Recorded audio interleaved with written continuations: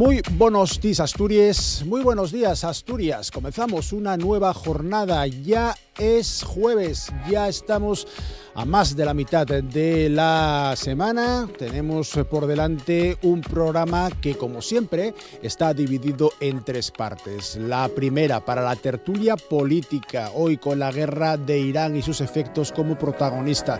La segunda, para un aviador histórico. Y la tercera, de la aviación a los puertos, en este caso en el puerto del Musel. Se lo explico. En primer lugar, vamos a hablar de la guerra impulsada por Estados Unidos e Israel en Irán, que provoca el aumento de los precios de los combustibles y de los alimentos, y la pregunta que lanzamos es si es necesario poner ya en marcha de forma inmediata medidas para tratar de paliar los efectos de este conflicto en España y en Asturias, también medidas en el ámbito internacional, y cómo tendrían que ser dichas medidas, porque en eso tampoco hay mucho acuerdo. Ya tenemos en nuestros estudios a los contertulios que les voy a presentar dentro de unos minutos. En cuanto a lo segundo, un aviador histórico, uno de los pioneros de la aviación en España y en gran parte de Europa, era de Castrillón y se llamaba Manuel Menéndez Valdés. Alas y cadenas, Manuel Menéndez Valdés, 1885-1934. Es el libro fruto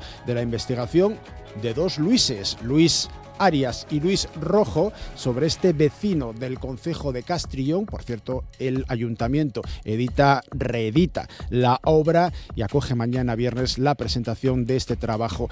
La vida de Menéndez Valdés fue una constante aventura, incluyendo condenas a muerte, condenas a trabajos forzados, evasiones. Bueno, nos lo van a contar los autores de este trabajo. Y la tercera parte, les decía yo que iba a ser para los puertos, en este caso para el puerto de Sisión, para el Musel. Tendremos con nosotros a Nieves Roqueñí.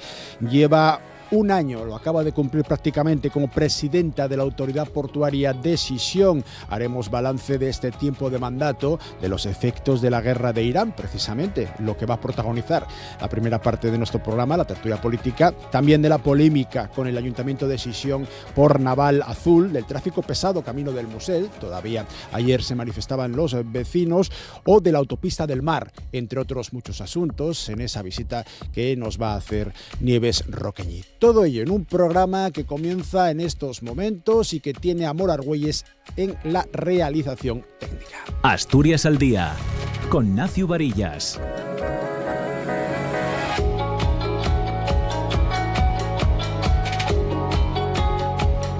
Y con Álvaro Valle, secretario de Política Municipal de la Federación Socialista Asturiana, FSA. ¿Qué tal, Álvaro? Buenos días. Buenos días. Con Andrés Ruiz, el diputado autonómico del Partido Popular, presidente de esta fuerza política en Sisión. Buenos días. Buenos días. Salustiano García, que se estrena en esta tertulia como miembro del Comité Ejecutivo Provincial de Vox en Asturias. ¿Qué tal? Muy buenos días. Buenos días. Y bienvenido por primera vez. Gracias, que no sea la última que vengas a nuestros estudios. Y con Jorge Pardo, que es asesor del Grupo Parlamentario de Izquierda Unida, Convocatoria por Asturias. Jorge, muy buenos días. Tú eres veterano también, de los habituales. Así que muchísimas gracias a los cuatro por venir a esta tertulia política que hoy habla de la guerra de Irán. Por cierto, antes de que se me olvide, un recuerdo para los asturianos que siguen atrapados en la zona de conflicto, también para sus familiares aquí en Asturias. A lo largo de las últimas semanas, de los últimos días, han ido logrando volver unos cuantos, todavía quedan varias decenas que, o bien por muchas dificultades a la hora de conseguir vuelos, o bien porque deciden quedarse en esos lugares, siguen todavía en sitios que ahora mismo están pasando por dificultades. Así que un saludín para todos ellos y para sus familias aquí en Asturias. Medidas en tres ámbitos: ámbito internacional, estatal, autonómico. En el primero, la Agencia Internacional de la Energía, la AIE, propone la mayor liberación coordinada de reservas estratégicas de petróleo de la historia para tratar de contener la escalada de precios provocada por la guerra en Oriente Próximo. Un plan que superaría los 182 millones de barriles que se liberaron en 2022 tras la invasión de Ucrania por parte de Rusia. La presidenta de la Comisión Europea pide también en el ámbito internacional a los gobiernos bajar los impuestos de la electricidad y abre la puerta a un tope al gas y al crudo en toda la Unión Europea. Ursula von der Leyen aseguraba ayer que se estudia incluso la posibilidad de subvencionar el precio del gas.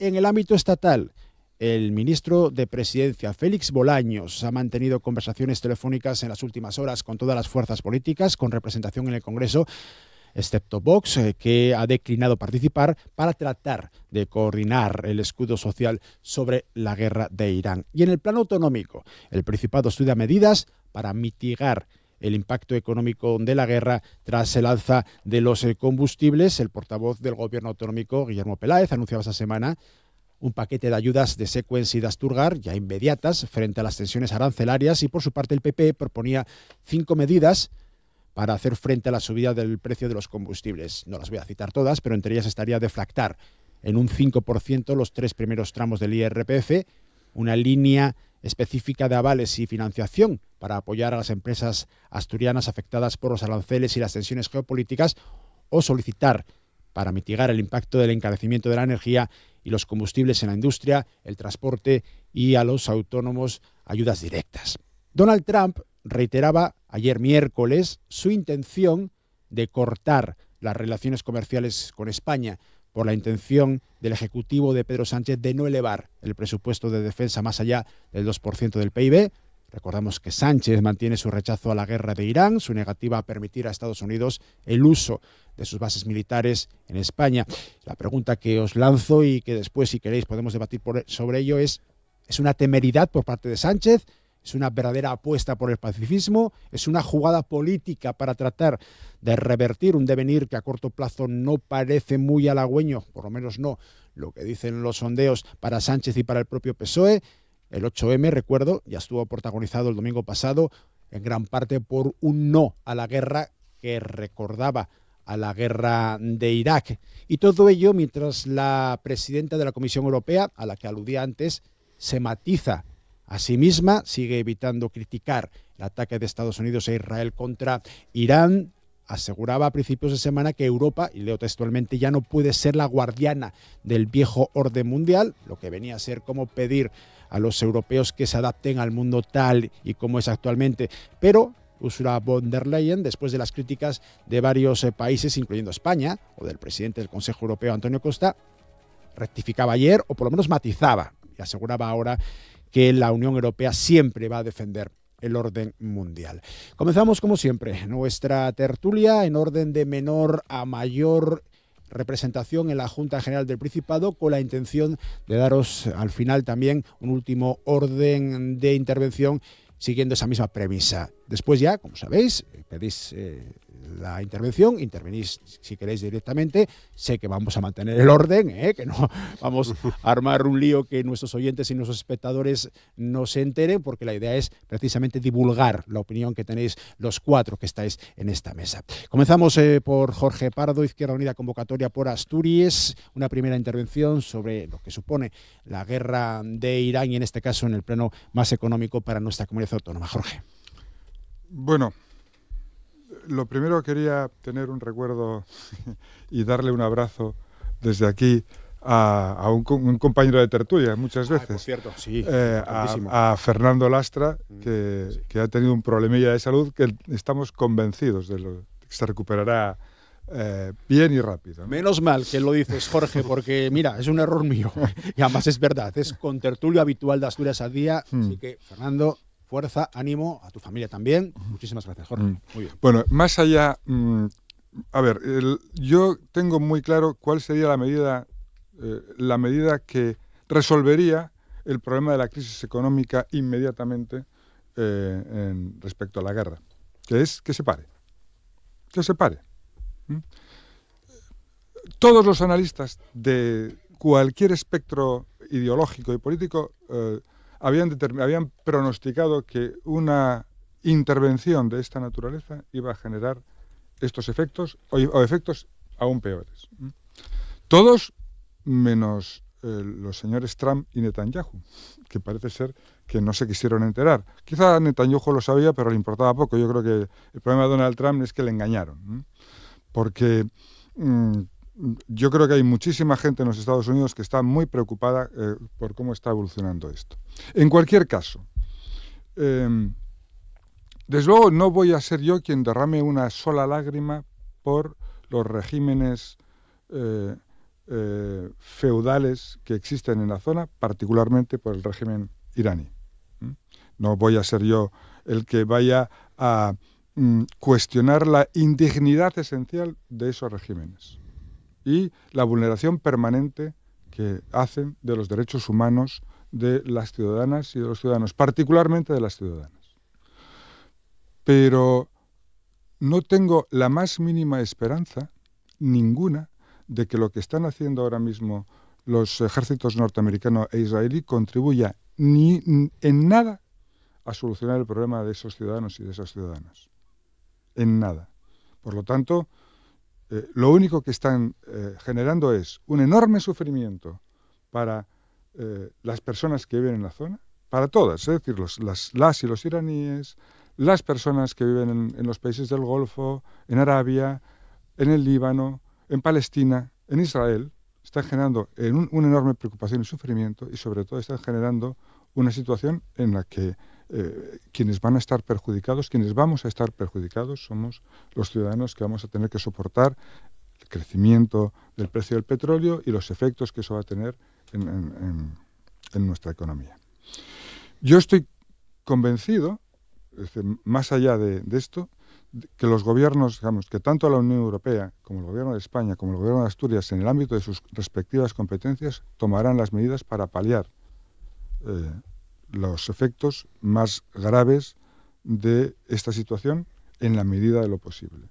Pero la única medida que realmente sería efectiva es parar esta guerra absurda antes de que se descontrole del todo.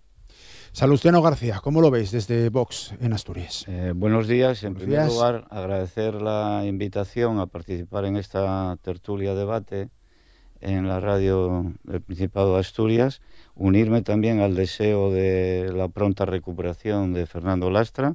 La verdad que la enfermedad, como las guerras, muchas veces no se prevén lo suficiente, y cuando están son hechos que hay que abordar en las mejores condiciones posibles. Mis mejores deseos para él y para su familia, y el mejor acierto por parte de los profesionales de la sanidad asturiana en la atención en sus necesidades.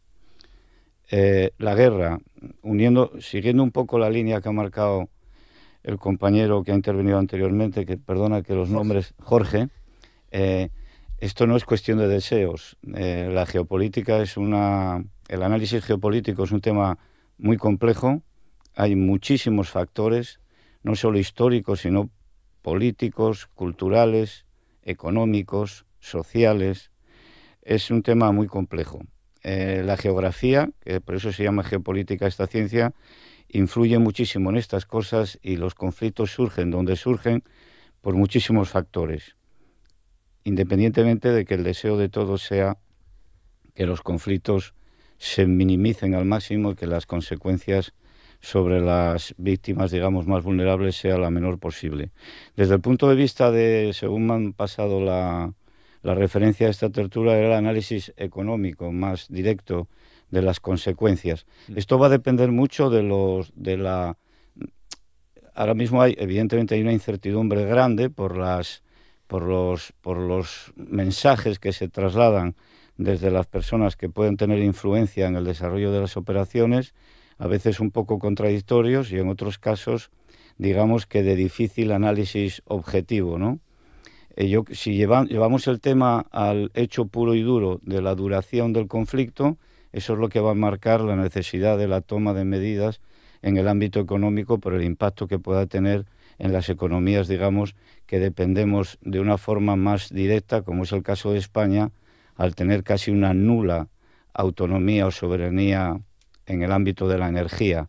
Ahora nos tenemos que acordar mucho de los planeamientos políticos de estas sociedades, digamos, que viven un poco simplemente en un marco puramente ideológico, y que en definitiva a veces se trasladan que esto es poco práctico porque la dependencia es muy alta y estamos en esta situación. En el caso de Asturias esto se incrementa porque Asturias, al ser una zona periférica, una región periférica en la superficie territorial de España, tiene problemas añadidos, como son los costes logísticos de los suministros energéticos. Aquí hay una mayor competencia entre los distribuidores de carburantes y hay una fuerte dependencia por el transporte de carreteras. Evidentemente, si sube el precio de los carburantes, pues afecta incluso más a la economía asturiana. Y si a esto le añadimos el carácter impositivo y la fiscalidad que aplicamos a este tipo de productos, pues mayor.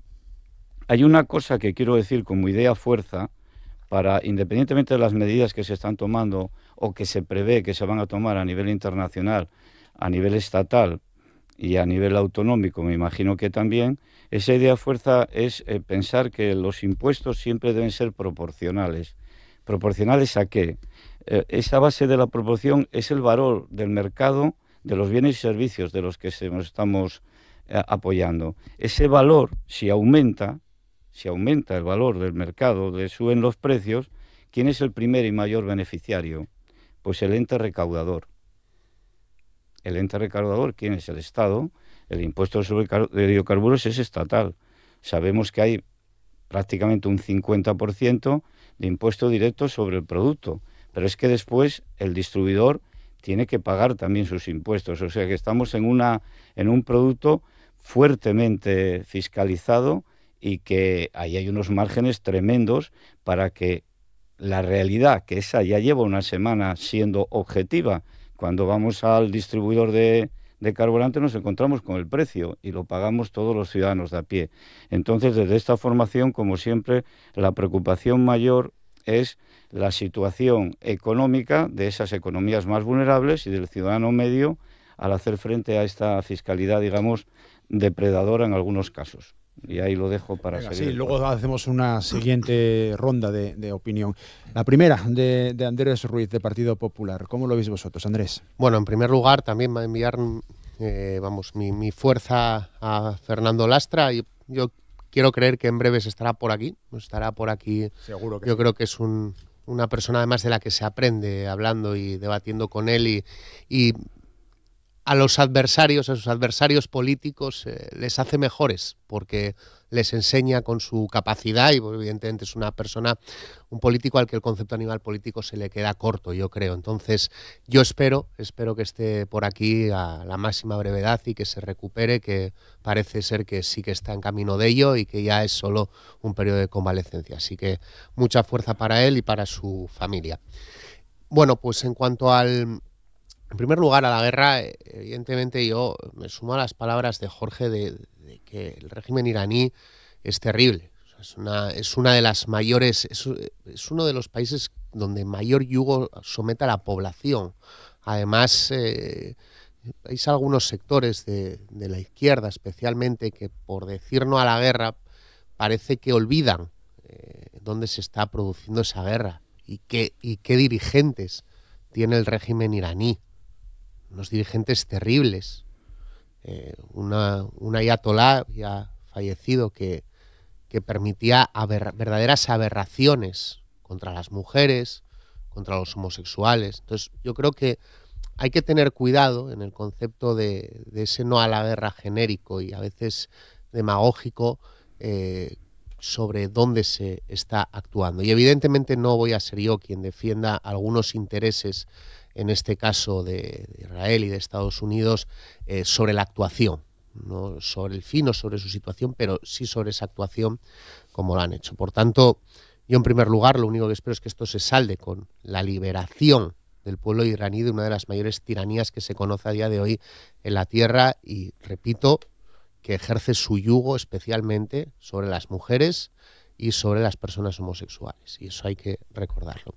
Y una vez tenemos encima de la mesa una situación que nos viene sobrevenida, porque yo creo que aquí en el Principado de Asturias nadie consultó, ni Estados Unidos ni Israel consultaron a ningún dirigente político de Asturias sobre las intenciones de invadir Irán y de iniciar una guerra en Oriente Próximo, pues tenemos una serie de circunstancias sobrevenidas.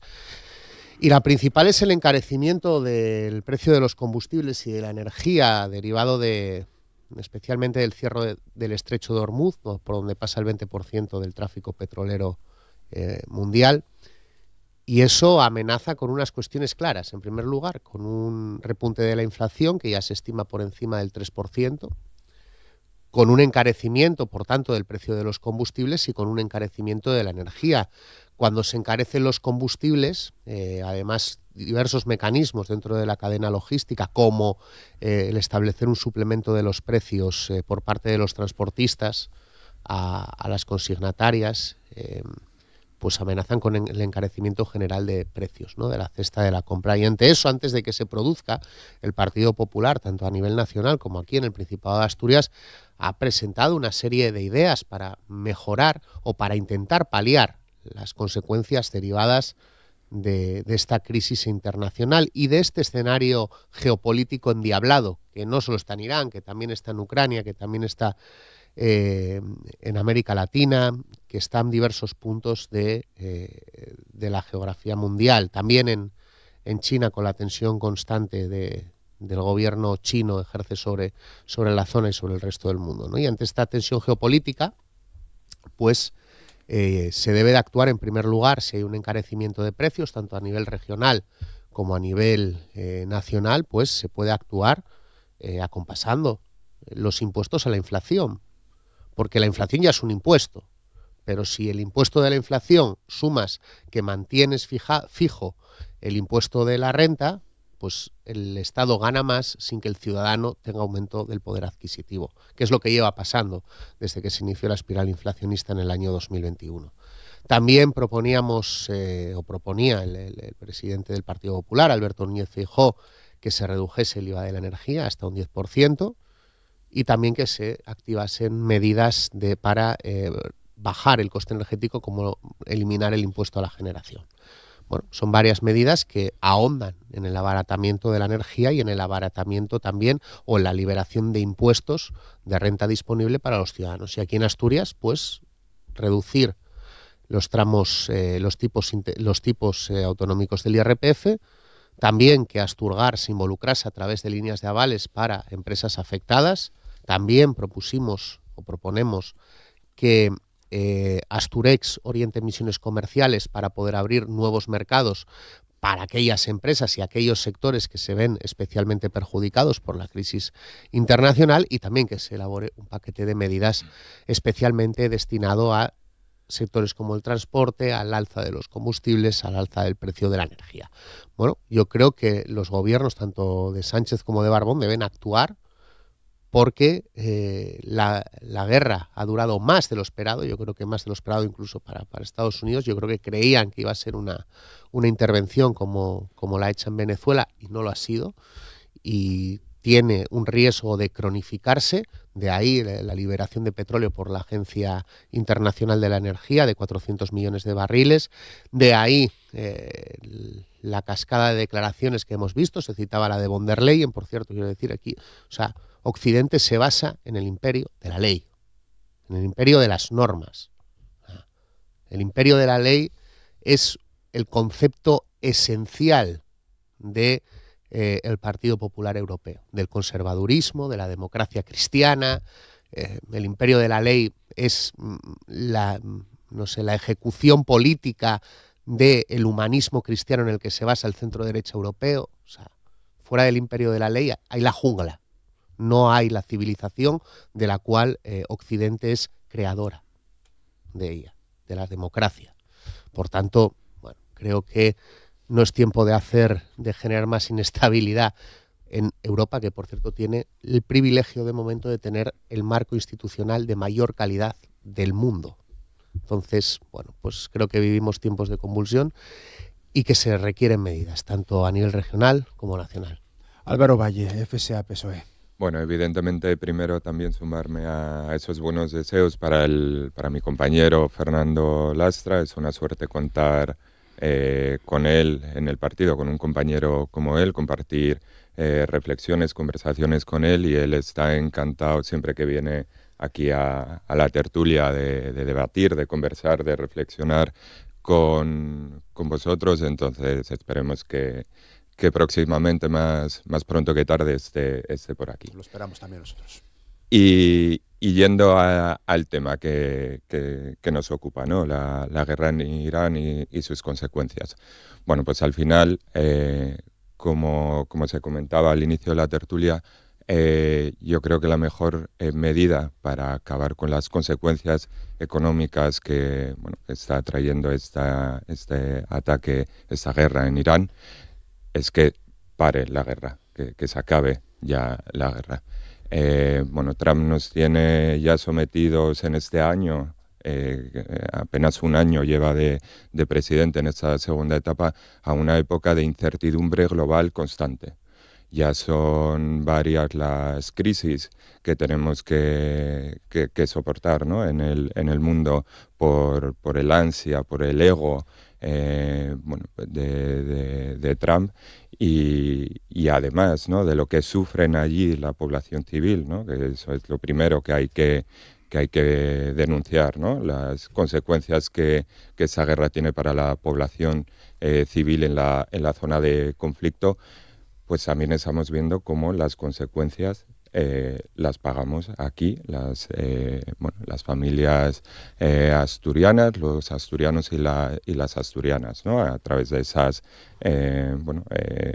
esos problemas económicos, ¿no? Entonces, esa inflación que se está generando, esa subida de precios en la gasolina, en la energía, es consecuencia de Donald Trump. O sea, el culpable de esto es Donald Trump. Eso hay que dejarlo claro, como hay que dejar claro quiénes son los aliados de Donald Trump en España, ¿no? Quiénes son los portavoces del trumpismo en España, que la última semana vimos que por parte del Partido Popular era Isabel Díaz Ayuso y por parte de Vox, bueno, todos, pero con Santiago Abascal a la cabeza. Al final, Donald Trump lo que quiere es ejercer la ley del más fuerte, y estadísticamente en la ley del más fuerte los únicos que ganan son los más poderosos, que es con quien se están alineando, ¿no? Todos en esa internacional, ¿no? Ultraderechista, para al final con unas pocas manos mover las fichas del ajedrez, llevándose por delante vidas civiles en las zonas de conflicto y sufrimiento económico en todos los países del mundo. Respecto a las medidas, ¿no? que se pueden ejercer para paliar, ¿no?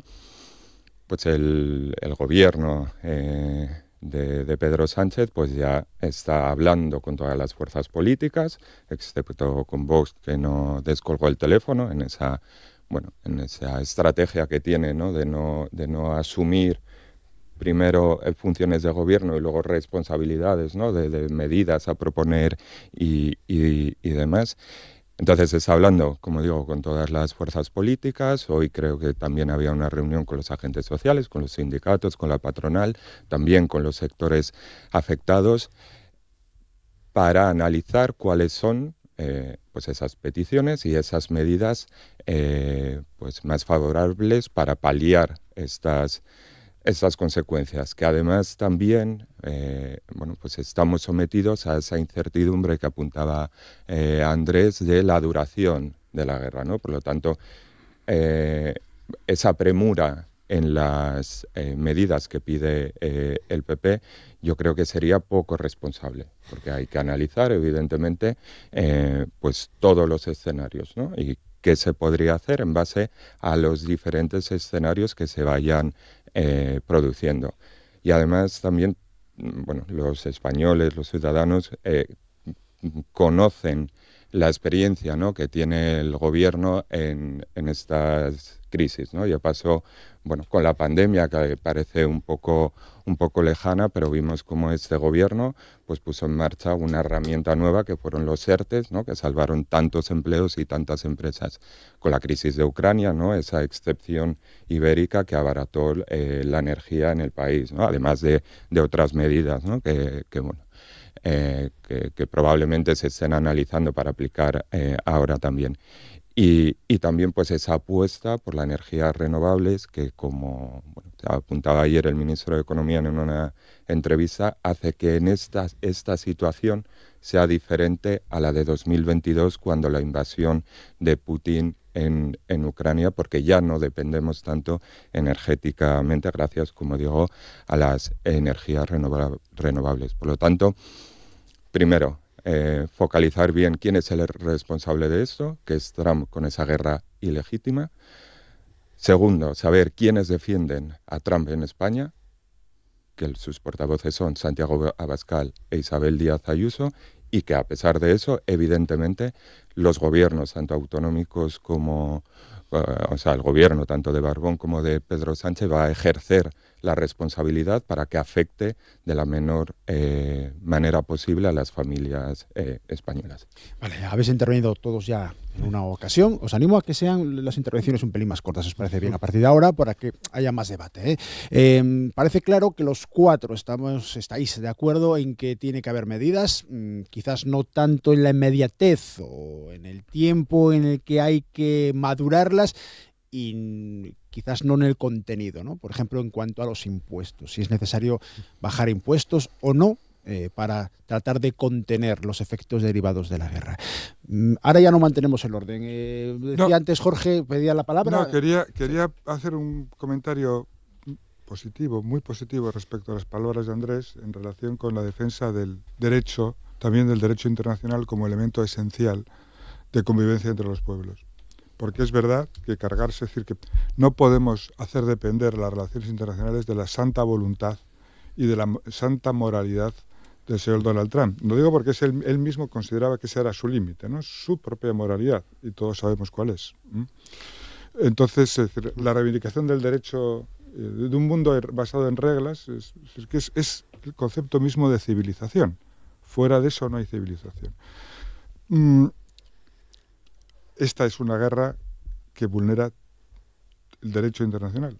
Y eso hay que decirlo. Es una guerra ilegal. No es que sea una guerra ilegítima. Todas las guerras, a mi juicio, son ilegítimas, porque la guerra como concepto es una aberración. Pero esta es una guerra ilegal, que lo hace aún peor. Dicho esto, hombre, tengo que decir una cosa, que en relación con las medidas que se están proponiendo, pero el Partido Popular, es decir, utiliza siempre la bajada de impuestos para un roto y para un descosido. O sea, siempre hay alguna excusa para bajar impuestos. Siempre. Por tanto, que las medidas que esté proponiendo la derecha sean las bajadas de impuestos, hombre, no nos puede extrañar, ¿no? Es decir, no nos puede extrañar. Hay que decir que, aunque es verdad que los carburantes tienen un nivel impositivo alto, muy alto en este país, hay que decir que es de los menos altos del conjunto de la Unión Europea. Por tanto, tampoco digamos que, siendo cierto que el incremento de los precios de los combustibles, como tiene ese elemento de proporcionalidad del que hablaba Salustiano, implica un incremento automático de los impuestos vinculados a él. Bien, de todas maneras, las medidas más efectivas que se pueden tomar en relación con los efectos que nos puede generar la guerra, insisto, más allá de que acabe cuanto antes, tienen que darse en el marco de la Unión Europea. Estamos en un mercado único. Todas las medidas que se produjeron vinculadas a las crisis que hemos tenido, COVID, guerra de Ucrania, han sido medidas tomadas por el conjunto de la Unión Europea y que tenían que ver, bueno, pues con muchas cosas, con fondos para iniciar procesos de transformación en sectores productivos, que tenían que ver con subvenciones directas. Hay que recordar que las subvenciones, hasta a partir de determinado límite, están prohibidas en el marco de la Unión Europea. Por tanto, digamos, romper esas limitaciones también corresponde a la Unión Europea. Precisamente establecer los mecanismos de excepción. Yo creo que, no lo creo, el gobierno, la Unión Europea tendrá que estar tomando buena nota, y espero que von der Leyen escuche a Andrés y se deje de decir estupideces. Recuerde que efectivamente viene de una tradición política, que es la democristiana, que no decía nunca estupideces como las que ella está diciendo, y que se ponga precisamente a trabajar en lo que tiene que trabajar, que es en establecer mecanismos de contención de los efectos de la crisis derivada de esta guerra, porque como está haciendo, por ejemplo, el Gobierno de España y como estoy convencido de que hará el Gobierno de Asturias en cuanto tengamos el panorama de las medidas que se van a tomar al respecto. Andrés. Bueno, la medida de bajada de impuestos es una cuestión muy simple y lo estamos viviendo y lo estamos viendo. No sé por qué produce tanta perplejidad. Nos vamos a un escenario donde aumenta otra vez la inflación. La inflación acumulada desde el año 2019 es del 25%. Quien haya tenido en una cajita 4 euros guardados, 4 euros en una cajita que metió en el 2019, hoy cuando los sacan, ese dinero vale 3 euros. Quien tuviese en su banco 4.000 euros, unos ahorritos de 4.000 euros en 2019, hoy valen 3.000. Rinden por 3.000 euros. Pero mientras tanto, el gobierno de España y de Asturias, con su negativa a bajar los impuestos, a bajar los tipos y adaptar los tramos por los que pagamos la renta, por ejemplo, están teniendo ganancias o aumentos de la recaudación de, por ejemplo, el 46% en el impuesto de la renta o en el impuesto de transmisiones patrimoniales, ese que grava cuando alguien compra una vivienda de segunda mano, ese 10% que dicen, oye, tú es que tienes, además del precio de la vivienda, tienes que tener un 10% más. Pues la mayor parte de ese 10% se llama impuesto de transmisiones patrimoniales y la recaudación se ha duplicado desde el año 2019, duplicado. Por tanto, claro que el escenario de inflación afecta a los impuestos. Y como afecta a los impuestos, para que el ciudadano pueda tener más renta disponible, hay que ir adaptando los tipos. Y en un escenario de inflación y en un escenario de crecimiento desbocado por esa inflación de los ingresos públicos, hay que establecer mecanismos de bajada de impuestos. Porque si no, estás gravando 2 veces al ciudadano por el efecto de la inflación. El primer impuesto es esa inflación. En esos ahorros de 4.000 euros ya no valen 4.000, son 3.000 por el efecto de la inflación. Y en segundo lugar, porque viene el gobierno y como no ha bajado los impuestos te hace tributar más, porque claro, te suben un poco el salario por la inflación, pero no cubre lo que se ha comido esa inflación y por tanto, pero tú tienes que tributar por esa subida lo mismo e incluso superas escalas y umbrales. Por tanto, sí, claro que en un escenario de inflación y hay un repunte de inflación y hay un consenso en que va a repuntar la inflación y el precio de los combustibles ya está más alto, entonces yo no sé qué hay que estudiar, decía el compañero del Partido Socialista. Dice, no sé, es que estamos estudiando. No, el escenario de inflación es. El escenario de subida de los combustibles es. Vayamos a la gasolinera. Los propios transportistas ya empiezan a reclamar el recargo por la subida del precio de los combustibles que se puso en el año 2020-2021. Y todo eso va a afectar a la cadena de valor y va a afectar a la cadena logística y va a hacer que suba el precio de la cesta de la compra. Y el Banco Central Europeo, por cierto, si esta situación persiste, lo más podemos aventurar casi que se producirá un aumento de los tipos de interés para contener la subida de la inflación. ¿Y eso qué significa? Que se reducirá el crédito. Y si se reduce el crédito, ¿qué significa? Que habrá mayor ralentización económica. Por tanto, hay efectos que son esperables y en los que ya hay un consenso, yo creo que por parte de analistas socialdemócratas, liberales, conservadores, analistas económicos, hay un consenso de lo que va a pasar. Ahora lo que hay que hacer es actuar a la espera, donde la única duda que tenemos es cuánto durará este conflicto. Pero la tensión geopolítica va a quedar, ¿eh? Hoy es Irán, mañana será otra situación. ¿Cómo lo veis en Vox, Salustiano? ¿Estaréis a favor de que se actúe ya de forma inmediata y, por ejemplo, con un recorte en los impuestos como propone el Partido Popular, en palabras de Andrés? ¿O tenéis otra receta diferente? Voy a analizarte esto de 2 planos. En primer lugar, lo que han expresado tanto el representante del PSOE como de Izquierda Unida en relación a el derecho de la guerra, la moral o no moral de una determinada intervención, bienvenidos al mundo, bienvenidos a la geopolítica y bienvenidos a la realidad del ser humano. La guerra, el conflicto, ha ido asociado permanentemente a la historia de la humanidad. Lo que hay que estar es preparados para la guerra.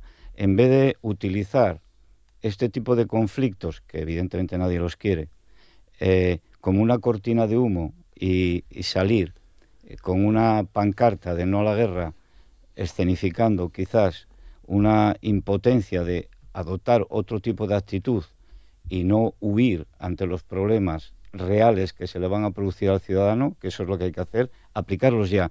Yo recuerdo en misiones internacionales lo que se utilizaba constantemente, la palabra monitorización. Es la palabra que más ha empleado el gobierno desde su ministra de Transición Ecológica, que está monitorizando, llevan 8 días monitorizando el problema. Lo que acaba de explicar con bastante detalle mi compañero del Partido Popular es una realidad que yo creo que el ciudadano en general lo tiene clarísimo, ¿no? De que la carga al final recae en el último escalón.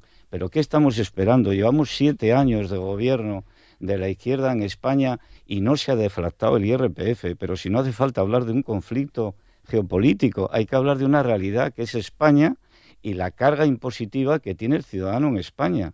Es una carga que siempre se argumenta o se contraargumenta con la necesidad de abordar los servicios sociales, pero hay márgenes, y en los Principados de Asturias también hay una ley de cesión de tributos en el cual se puede aplicar a cada uno de los tramos del IRPF, los impuestos de transmisiones patrimoniales, actos jurídicos documentados, sucesiones y donaciones. Pero si se estaba hablando antes de estallar este conflicto por parte del Ministerio de Hacienda de gravar en las bodas como impuesto de donaciones cualquier tipo de elemento que se pueda entregar, en nuestro caso a tu hijo, los amigos, lo que sea. O sea, es una depredación.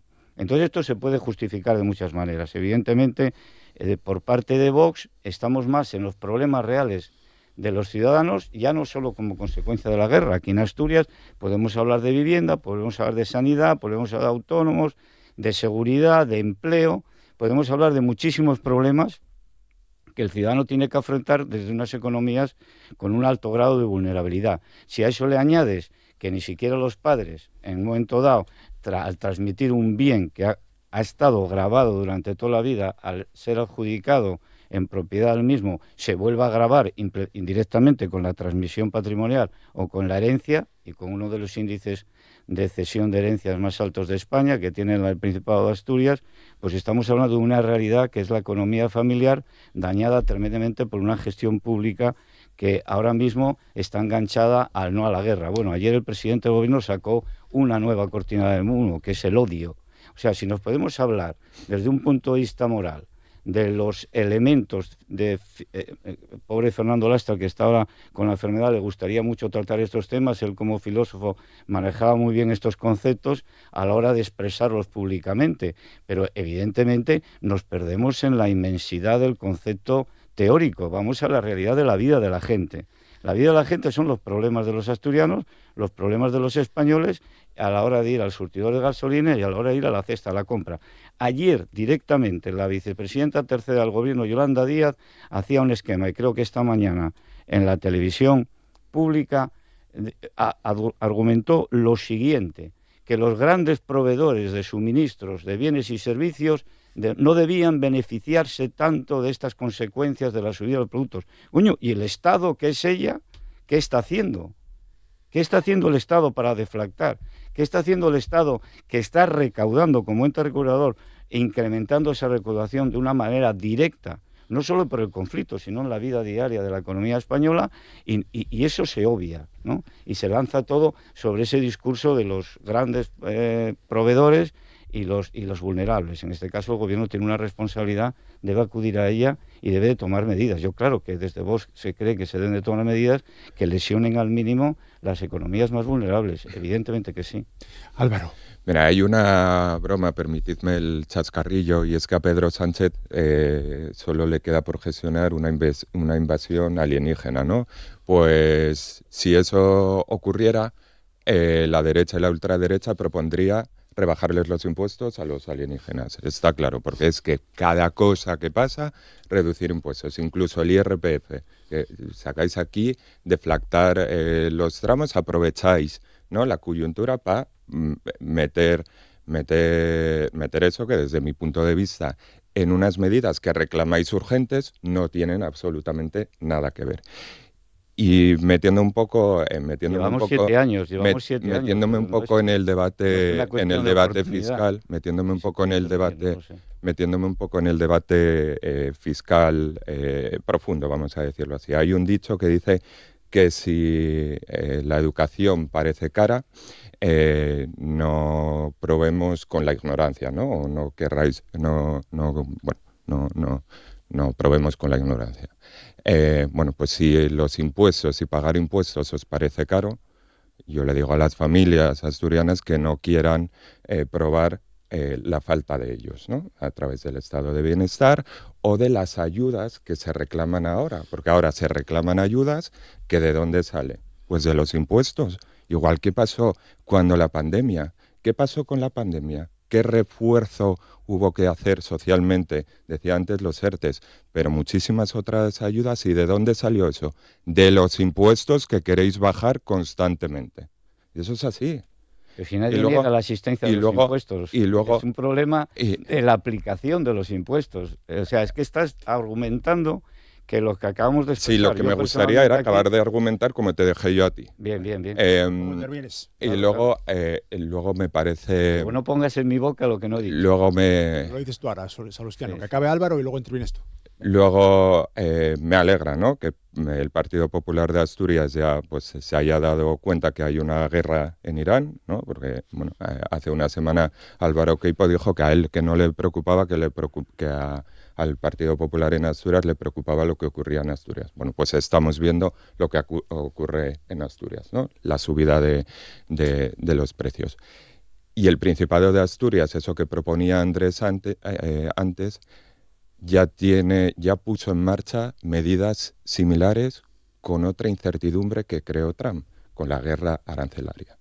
Cuando Trump quiso imponer esos aranceles y sometió otra vez al mundo a una incertidumbre económica brutal, pues desde Asturex, como decía, se asesoró, ¿no?, a empresas asturianas para buscar nuevos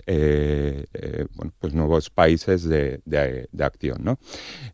Por lo tanto, llegáis tarde, tanto que habláis os repetís con la deflactación y encima llegáis tarde. Y luego yo quería hacer mención también, dada la importancia que tiene en Asturias y dado que siempre está en el debate político en Asturias, la situación del campo actualmente, ¿no? A la derecha y a la ultraderecha se les llena la boca con la defensa del campo. Sin embargo, vemos cómo el socio de Isabel Díaz Ayuso y de Santiago Abascal, Donald Trump, somete a constantes tensiones al campo asturiano. Primero, como decía antes, con la guerra arancelaria, ¿no?, con esos aranceles que pretendía imponer a los productos del sector primario, y ahora con esos aumentos de precios, ¿no?, en el gasóleo, en los fertilizantes. Por lo tanto, el mayor enemigo del campo español y en concreto del campo asturiano es Donald Trump, que vuelvo a decir que es a quien defiende tanto el Partido Popular como Vox en España. El Pacto Verde es el mayor enemigo del campo.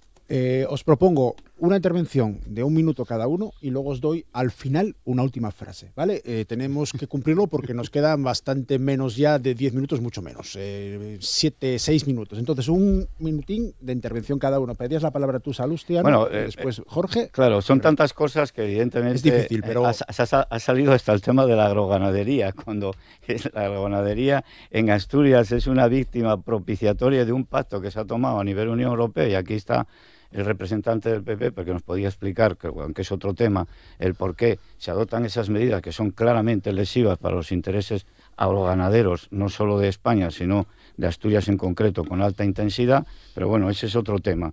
Sánchez acaba de ser denunciado por la Comisión Europea, no sé si lo sabes.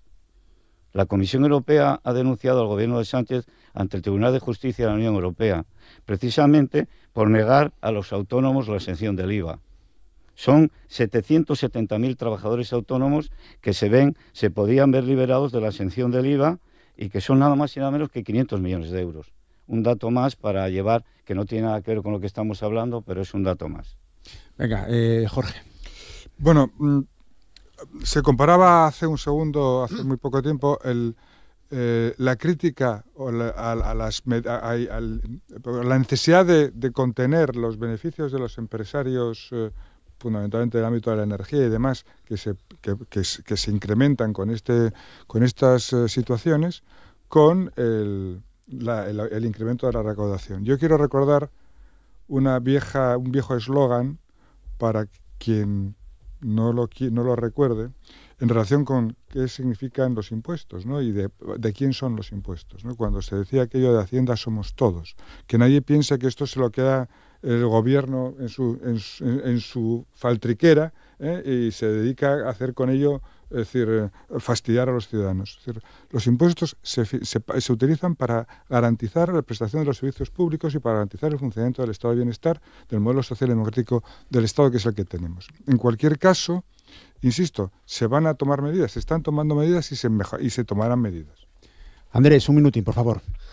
Bien, en primer lugar, nadie está dudando de la presencia o no de los impuestos. Lo que se busca es un sistema fiscal equilibrado, eficiente, competitivo. Un sistema fiscal donde cuando tu salario vale menos, el impuesto de la renta te libere renta disponible porque se bajan los impuestos. Eso es lo que le da curiosidad al Partido Socialista. Pues yo creo que a los ciudadanos ninguno. Un sistema tributario donde si hay una imposibilidad por liquidez de acceso a la vivienda, pues que se alivie fiscalmente esa carga de la vivienda y no se duplique la recaudación. Bueno, yo creo que es un sistema fiscal justo y eficiente, un sistema fiscal que no ahogue a los ciudadanos, que no ahogue a los autónomos, y que si se aprueba una directiva donde un autónomo está exento de tributar por IVA hasta rendimientos de 85.000 euros, el Gobierno de España la aplique y que no haya un crecimiento desbocado de los ingresos públicos. Entonces, en un escenario de aumento de inflación, también el Partido Popular, evidentemente, propone, entre otras medidas, de 5 medidas, una de ellas es una rebaja de impuestos justa y que, por cierto, los ciudadanos reclaman. Álvaro, un minutín y preparad la frase final. Es una frase, para acabar con el debate. Álvaro. Rápido, el aumento de los ingresos públicos actualmente es gracias también a la buena marcha de la economía, al mayor número de empresas, al mayor número de trabajos. Y por recordar simplemente, hace 2 semanas, estos compañeros que hablan tanto de rapidez en las medidas, votaron en contra del escudo social, que, entre otras cosas, podía limitar los precios de los servicios en situaciones de emergencia, ¿no? Para evitar lo que ocurrió con las empresas de transporte cuando el accidente de Adamuz, ¿no? Que aprovecharon para aumentar precios. Pues en contra de eso votaron tanto el PP como Vox hace 2 semanas en el Congreso. Una frase en orden de menor a mayor representación, como siempre acabamos los debates. Jorge. La frase es obvia en estas circunstancias: no a la guerra. Salustiano. Si vis pacem para bellum, está inventado en la historia de la humanidad hace mucho tiempo. Si quieres la paz, prepara la guerra, la defensa. La inversión en defensa es algo fundamental, y España, a base de coletazos y llamadas de atención, está empezando a tomar medidas en la inversión en defensa. En cuanto a la idea fuerza, los impuestos están para favorecer la vida de los ciudadanos, no para presionarlos al límite. Andrés. Se requieren actuaciones frente a unas circunstancias geopolíticas que ahora mismo desde Asturias no controlamos. El Partido Popular ha hecho propuestas tanto a nivel nacional como autonómico. Supongo que el sanchismo y Barbón, que son lo mismo, la rechazarán porque son incapaces de pactar hasta en los peores momentos. Y Álvaro. En la ley del más fuerte, la derecha y la ultraderecha siempre se sitúan con los poderosos. Frente a ello, tanto el gobierno de Sánchez como el de Barbón ya tienen la experiencia para situarse con medidas para la mayoría social. Habéis sido muy disciplinados los 4. Muchísimas gracias. Álvaro Valle, Partido Socialista; Andrés Ruiz, Partido Popular; Salustiano García, Vox; y Jorge Pardo, Izquierda Unida Convocatoria por Asturias. Muchísimas gracias a los 4. Continuamos con más contenidos en Asturias al Día dentro de un momento.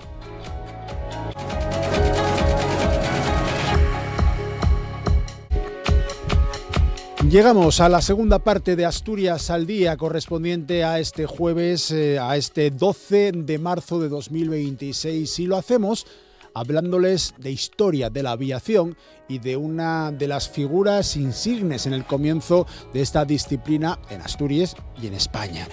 Lo hacemos hablando de Manuel Menéndez Valdés a través de una obra que se va a presentar mañana en el Ayuntamiento de Castrillón, Alas y Cadenas, Manuel Menéndez Valdés, 1885-1934. Es la investigación de dos Luises, de Luis Arias. ¿Qué tal? Muy buenos días. Buenos días, Ignacio. Luis Rojo, buenos días. Buenos días, Ignacio. Sobre este vecino del concejo de Castrillón, uno de los pioneros de la aviación, una vida apasionante, una vida en constante aventura, incluyendo condenas a muerte, condenas a trabajos forzados, evasiones.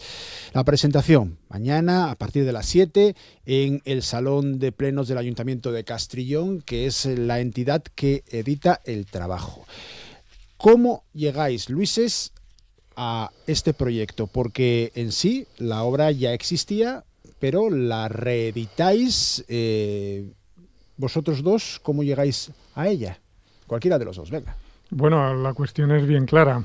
En la obra de Manuel Menéndez Valdés, que son sus memorias relacionadas con el tiempo que estuvo esperando la pena de muerte en Francia acusado de espionaje y luego el tiempo que estuvo en la Guayana, ya existía. Pero lo que no había era un estudio sobre su personalidad incardinada además en el tiempo que le tocó vivir, ¿no?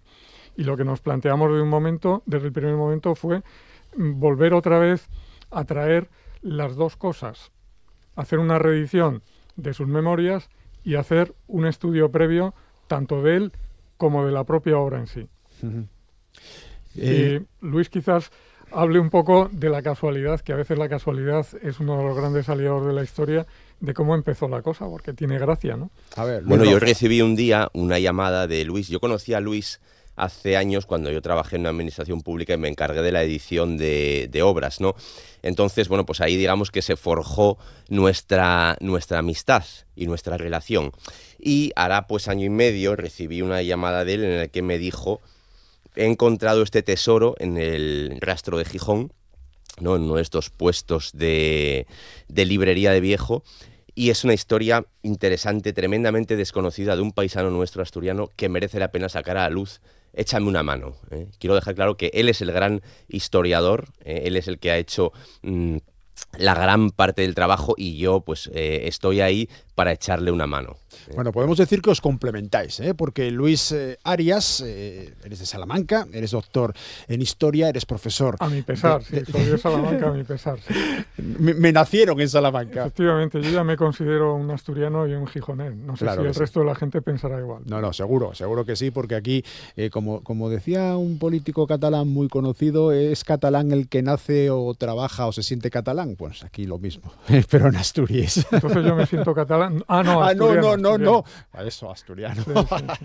Profesor de enseñanza media y luego en esa compenetración que decíamos, Luis Rojo Medina, decisión, eres diplomado en turismo, pero también eres piloto y eso está muy bien. Esa pasión por el aire, por los vuelos y esa, complemento, ¿no?, de lo que es la historia, de lo que es la persona formada en investigación histórica y lo que es la persona formada también en el ámbito de lo que hoy acogemos, ¿no?, que son los vuelos. Bueno, pues hablando del proceso en sí,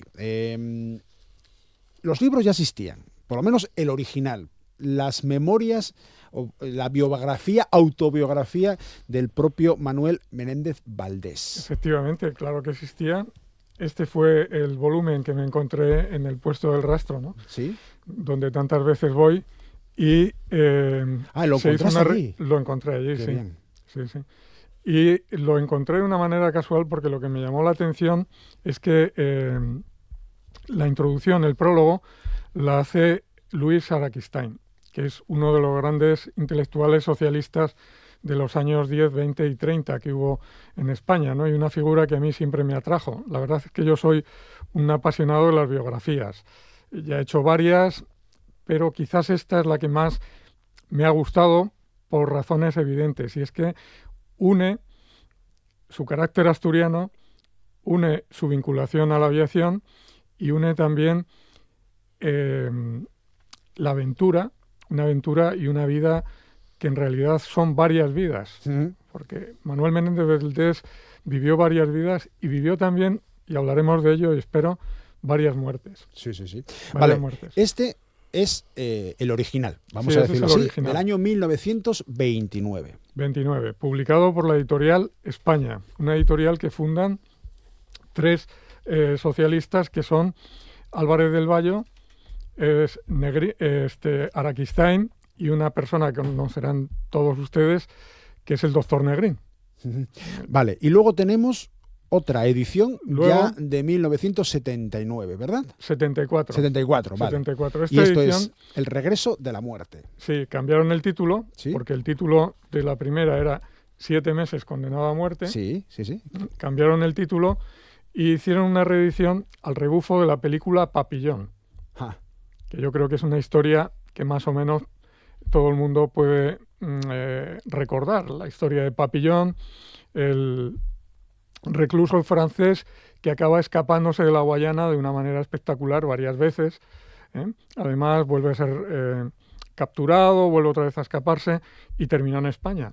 Henri Charrier, ¿no? Hizo su autobiografía de Papillón, que ha sido uno de los libros más vendidos de la historia de la literatura.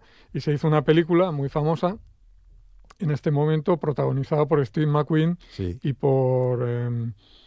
ya no recuerdo cómo era el otro... Lo buscamos ahora. El otro, y dirigida por el mismo director que hizo Patton y que hizo también El planeta de los simios, ¿no? 2 películas que todos recordaréis. La película del 73. Dustin Hoffman Vale. era el otro, ahora me he acordado. Vale, pues eso. Vale, entonces a rebufo de esa se sacó esta edición, que es la edición más común porque no tuvo el éxito que esperaba el gran Silverio Cañada, ¿no? Uno de los promotores culturales más importantes que ha tenido Asturias y editores, el editor de la Enciclopedia Asturiana, y bueno, se puede encontrar en las librerías de viejo, pero no está en el mercado natural del libro, ¿no? Con lo cual para nosotros es una satisfacción volverlo a poner en activo el libro. Háblame un poco de la portada, que también merece una explicación. Una portada que se debe a la obra de ¿quién? De Caballero Bonal, del escritor Caballero Bonal,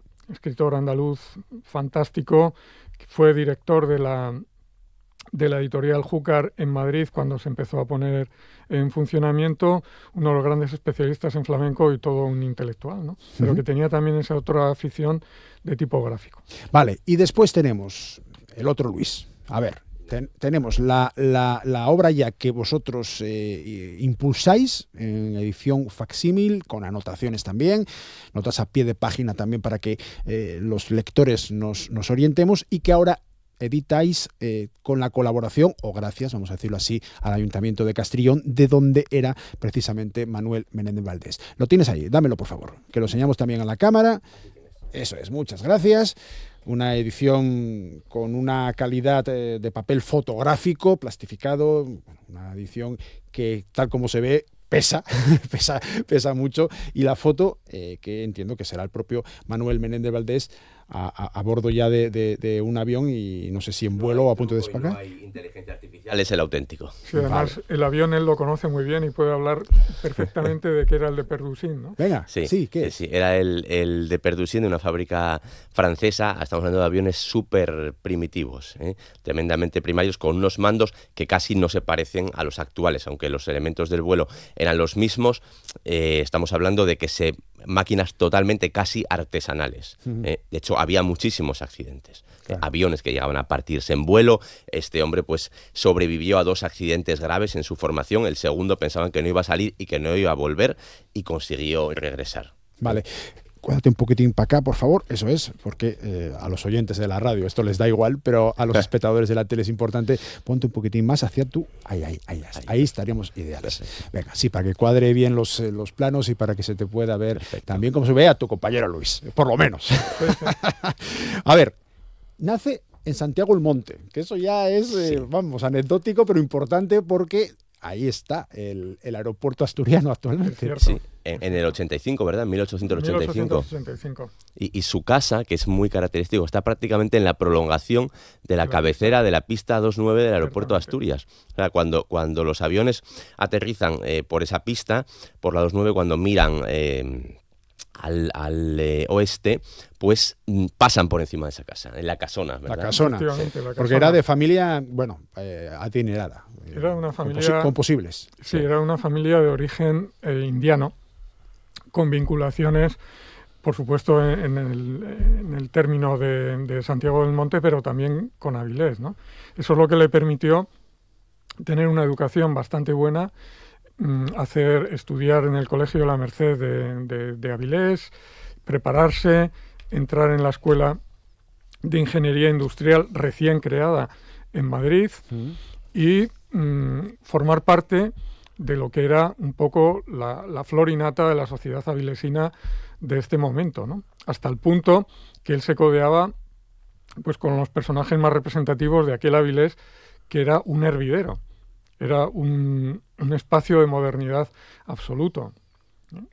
Donde había todo tipo de personas. Uno de los que más le influye es Carlos Larrañaga, director del puerto de Avilés y creador de la Cámara de Comercio de Avilés, y que le influye para estudiar ingeniería y que al mismo tiempo hace que su hijo, Carlos Larrañaga, Larrañaga actor, padre de Carlos Larrañaga, el famoso actor. Ah, mira, que... Efectivamente, vale. Es que la cantidad de personajes que salen a lo largo de la vida de Manuel Menéndez Valdés es asombrosa. ¿Tenía que ver con la calle? ¿Estos apellidos coinciden? ¿No tiene que ver? ¿Contestarla tú? No tiene nada que ver.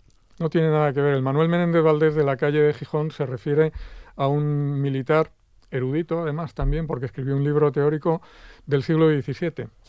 No tiene nada que ver, es simple coincidencia, ¿no? Lo que es ya mucha coincidencia es que él durante un tiempo vivió al lado de su propia calle en Gijón, cuando regresa precisamente del terrible penal de la Guayana, ¿no? Vale, vamos a explicarlo, porque... hay que ir poco a poco porque es muy complicado es muy entender, difícil, porque él también ya, antes de incluso partir a la Universidad Central de Madrid a estudiar Ingeniería Industrial, ya protagoniza algunos episodios que vosotros llamáis episodios juveniles, destacando al actuar en el intento de salvamento de dos hermanas famosas, millonarias, guatemaltecas, Mercedes y Margarita Ayau, en la playa de Salinas, concretamente en septiembre de 1911, que tuvo además mucha repercusión a nivel estatal, ¿no? En la prensa. Sí, así fue. Él, bueno, pues era un hombre gallardo, eso no hay ninguna duda, ya lo demostró desde bien joven, y no dudó en lanzarse al agua a intentar salvar a estas hermanas guatemaltecas sin éxito, porque no las lograron sacar. Bueno, la playa de Salinas todos sabemos cómo es, y bueno, en aquellos tiempos, pues, que donde no había vigilancia, pues más todavía. Claro. De hecho, fallecieron ellas dos y una de las bañistas que solían acompañar, también bastante conocida en la zona, murió. El episodio fue tan importante que Juan Ramón Jiménez hizo un poema, uno de sus mejores poemas, ¿Sí? A las ahogadas en Asturias. Sí, de 1936. Efectivamente.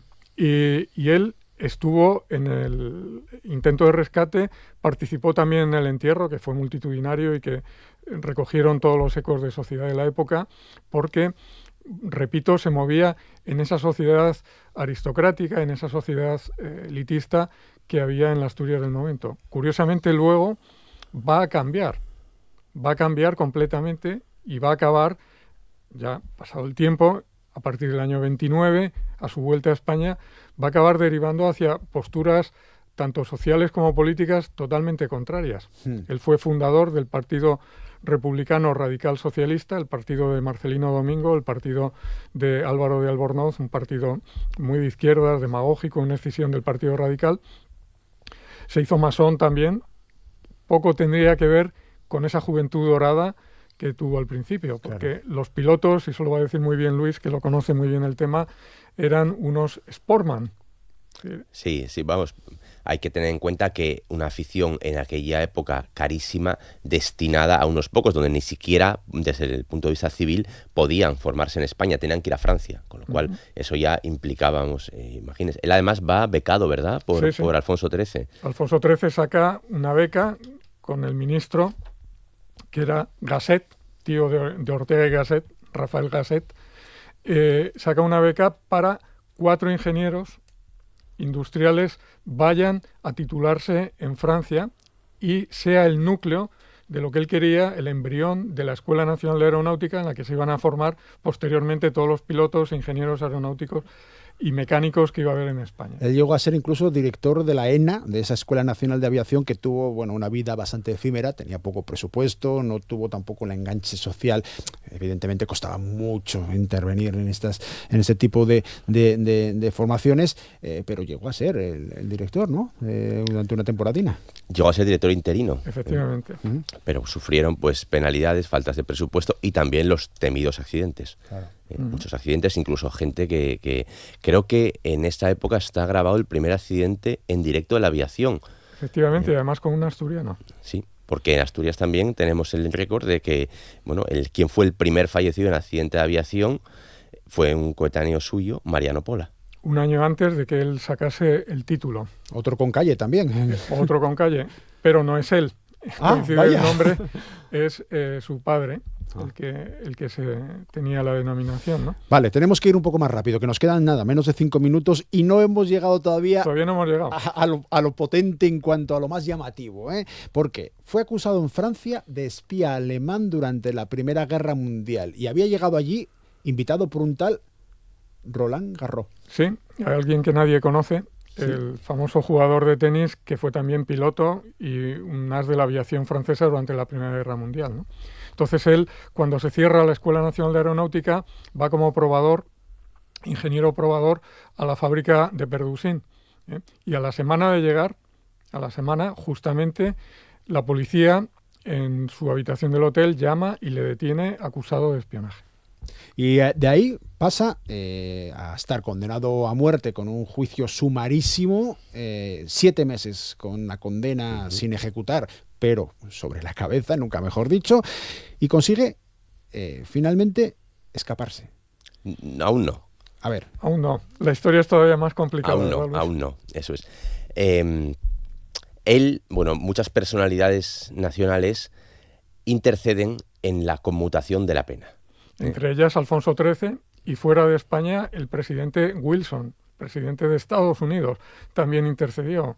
Actuó la masonería, actuó Pedregal y un montón de políticos de la época, ¿no? Sí, perdona, ¿qué te he contado? Pues le conmutan la pena y lo mandan al penal de la isla de Ré, enfrente de La Rochelle, una isla pequeñita, hoy en día un destino turístico muy bonito.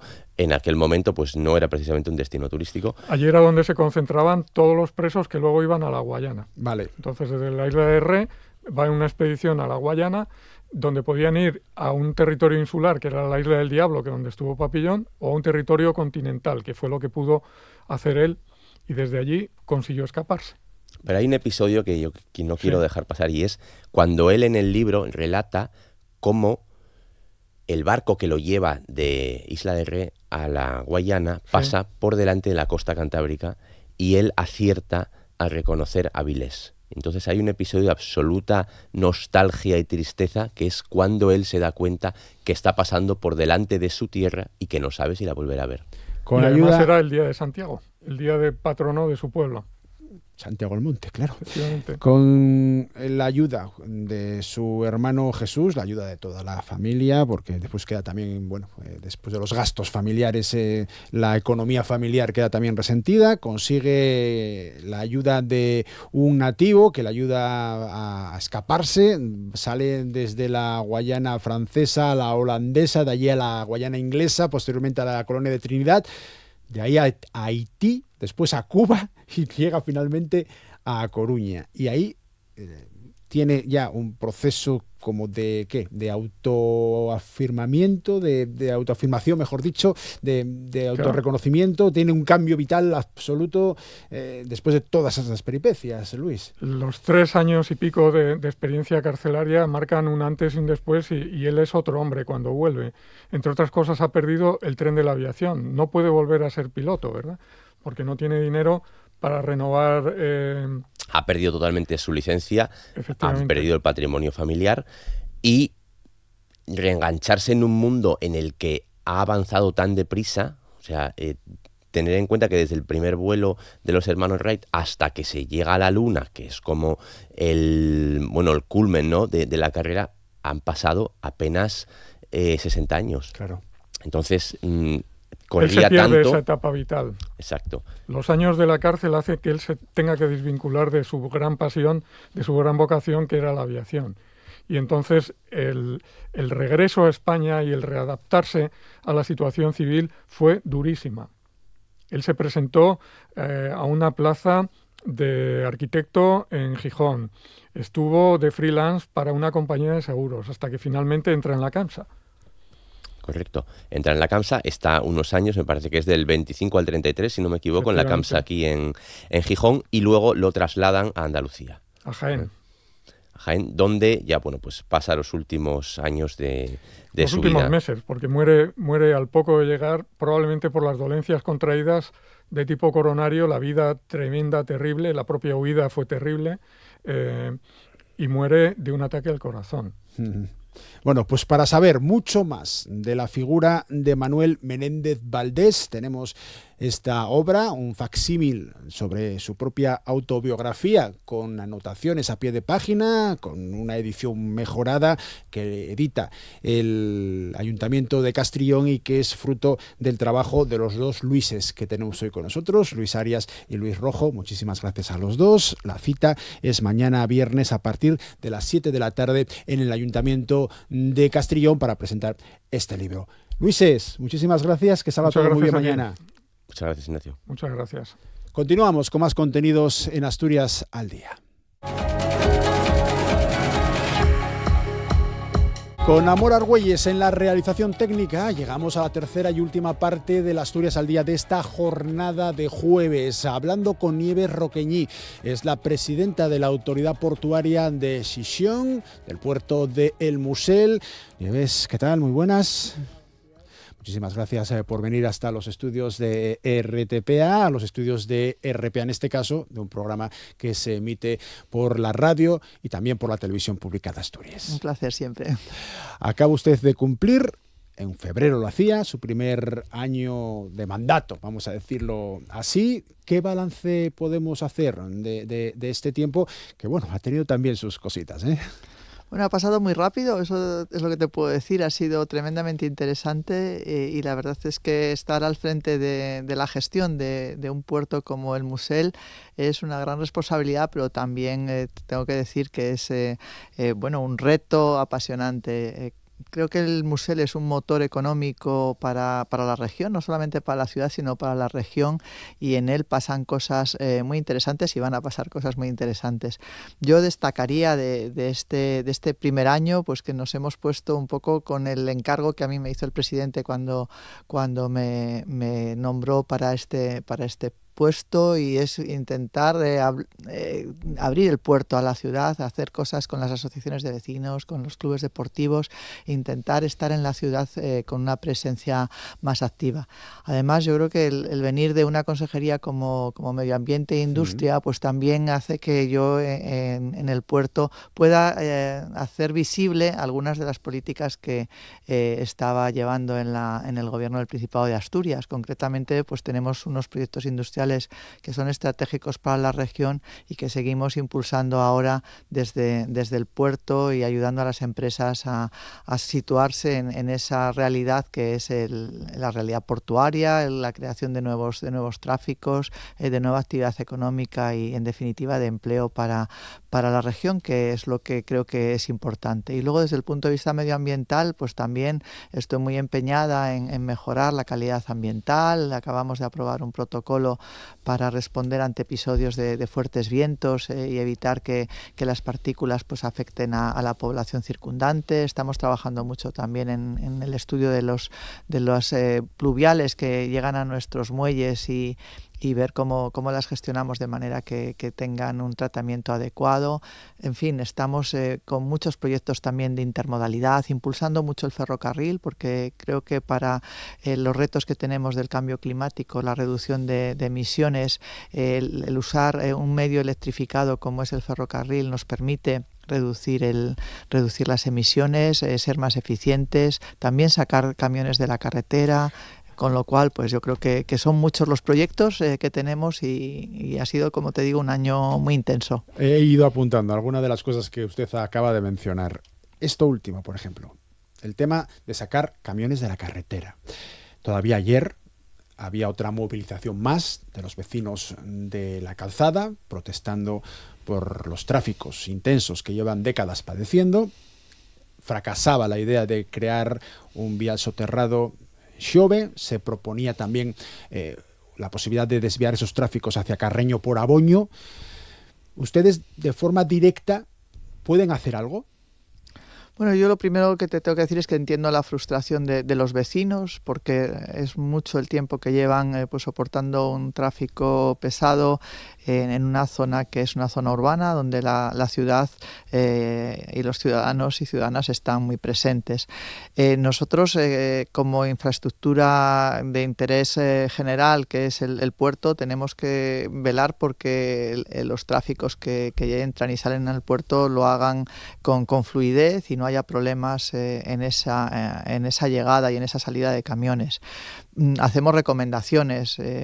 También hay que tener en cuenta que la entrada por Aboño, que a futuro parece que es la que va a tener una viabilidad mayor para conectar con el desdoblamiento del vial de Lloreda a Beriña, sería la lógica, por así decirlo, pues también la entrada por Aboño también genera tensiones en la rotonda del Empalme, a los vecinos de Carreño. Hay que tener también sensibilidad con esa parte y las recomendaciones las podemos hacer, pero tenemos un poco que resolver el mientras tanto, ¿no? Es decir, estamos colaborando con la Dirección General de Carreteras del Ministerio, les propusimos estudiar esa alternativa de Aboño y estamos colaborando también con los técnicos para auscultar las entradas que tenemos ahora, el túnel, para darles datos de tráficos que nosotros podamos tener, en definitiva, para buscar una solución que a futuro sea sostenible tanto para la ciudad como para el propio puerto. Lo que la gente no entiende es que se descarte realizar el túnel soterrado en Xove y que vayan pasando los meses, los años y el problema siga ahí. Recuperar, por ejemplo, el túnel de Aboño es algo que sería totalmente descabellado. Técnicamente conllevaría también sus dificultades, evidentemente, pero ¿qué soluciones podemos dar que no sea seguir lo que todavía decían ayer, mareando la perdiz, la gente que se manifestaba en la Calzada? Yo es aventurado decir nada todavía, pero el túnel, la reapertura del túnel que está cerrado en Aboño es una de las cuestiones que nosotros pusimos encima de la mesa del Ministerio. Hay que ver la viabilidad técnica, la viabilidad económica, pero desde luego tenemos que pensar que los accesos al Musel por esa parte tendrían que ser de doble carril en cada sentido de la vía. Entonces, eso ahora mismo lo que tenemos es una entrada por un túnel que tiene dos sentidos, uno de ida y otro de vuelta. Entonces, parece que esa opción de reapertura del túnel podría ser una solución para ese acceso. Vamos a ver si podemos tener esa alternativa bien analizada y a partir de ahí pues construir el proyecto y dar solución, que es una solución que tardará todavía y que por eso también es importante pues la propuesta que tiene encima de la mesa el Gobierno del Principado de humanizar Príncipe de Asturias pues con medidas que permitan compatibilizar el tráfico con lo que es esa zona de la ciudad. Escuchábamos todavía ayer la idea por parte de las instituciones europeas de aumentar las aportaciones de reservas estratégicas, en este caso de petróleo. También se está hablando de la posibilidad de que sea de gas para tratar de hacer frente a los efectos de la guerra de Irán. Da la casualidad de que tanto el gas como el petróleo, en cuanto a las reservas estratégicas, están ubicadas en el Musel. No sé si ha recibido usted ya algún tipo de notificación al respecto. Todavía no. El Musel, tenemos la gran suerte de tener una infraestructura crítica en nuestra región y además contar con 2 reservas estratégicas, como decías, una de combustibles sólidos, diésel y gasolina, y otra de gas.